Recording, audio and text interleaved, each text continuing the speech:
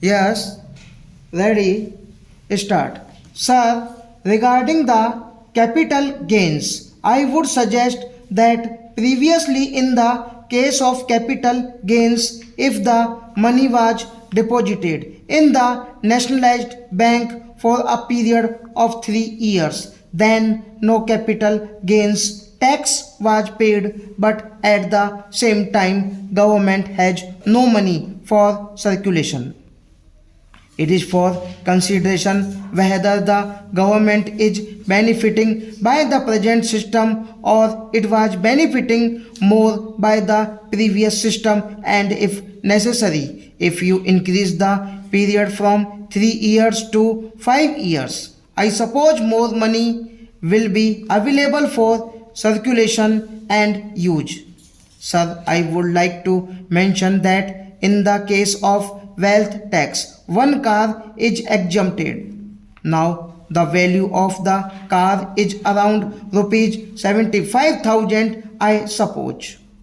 I do not know which car comes for rupees 75,000. These days, the minimum price of car in India is about rupees 2 lakh, and if I am correct, then this must be looked into and we must adopt a realistic approach. I now come, sir, to the Ministry of Health.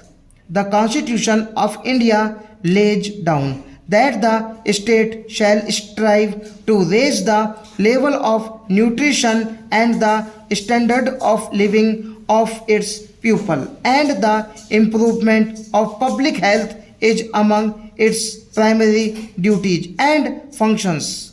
Now, can we really honestly say that this is being done? What is the position today in our hospitals? There are strikes every day, there is go slow every day, then there is the shortage of medicines, there is the shortage of beds, and there is the shortage of hospitals. So it is absolutely necessary that more provision should be made for hospitals and for medical care of the people, because this is one of the essential items and we need more hospitals and better care of health. Sir, the Ministry of Home Affairs allocations are quite generous. The well-being of our pupil should be there.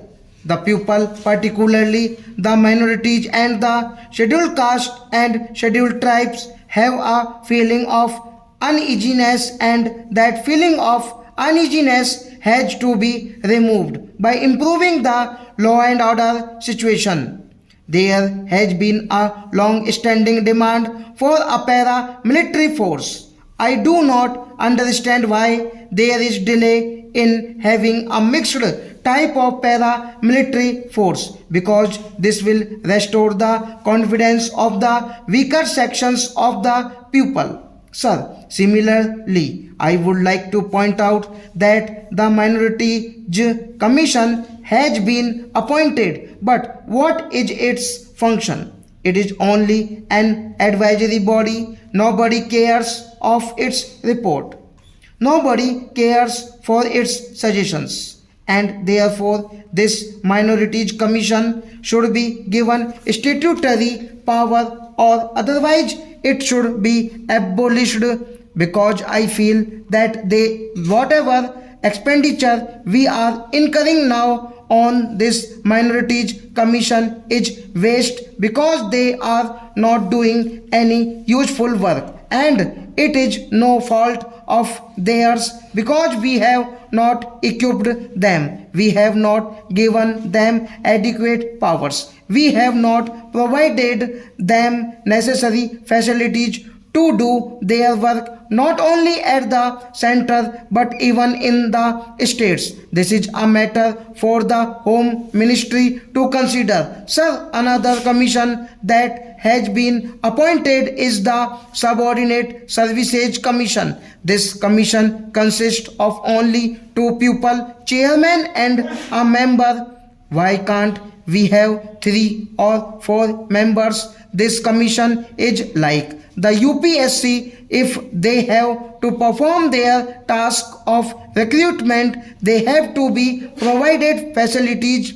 The commission should be expanded and provided with 1 or 2 more members. This shall enable greater amount of clarity in understanding among the members.